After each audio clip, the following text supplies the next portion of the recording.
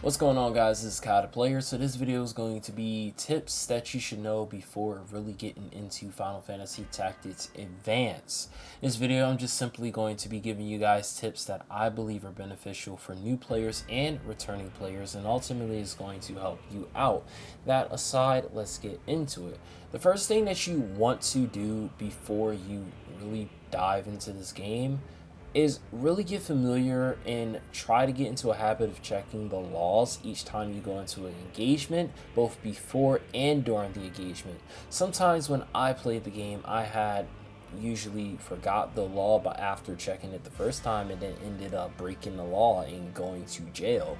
That's right, I went to jail. So get into a habit of doing that. If this is still troubling on later missions, it's also beneficial to take advantage of the law, so then that way the enemy unit can't do much. There is a tactic I will go over that you can do in one of the engagements, which makes it insanely easier.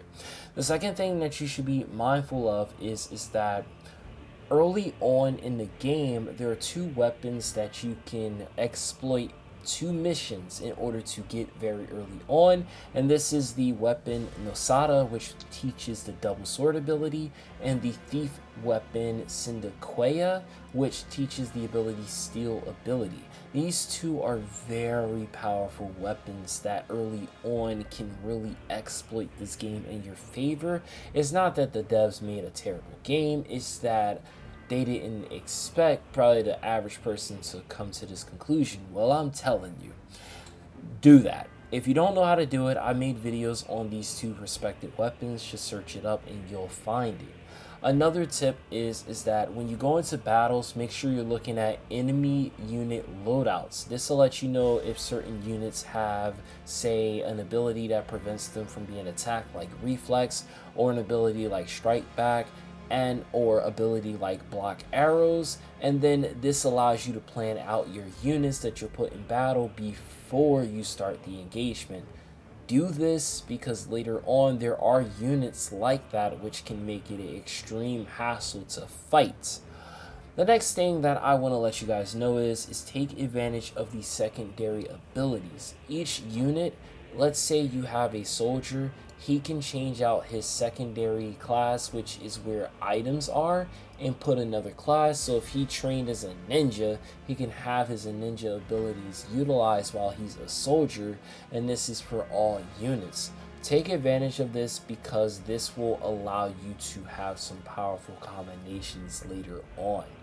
And then some other miscellaneous tips is that if you are noticing that you don't really have money, you can always do what I said earlier about grinding for Nosada and the thief weapon, and your money will slowly increase. Once this happens, then you should be able to gain some money and afford some things in the shops, because you're ultimately going to have to buy some things, but it's going to be expensive because of the time frame, in which case you are getting all these unlocks. And then maybe a couple more things. If you are finding it very frustrating that you didn't know this, well, now you know. When it comes to attacking enemies, try to attack them from behind. This gives the best chance of damaging them, and I believe you even do more damage when they're attacked from behind.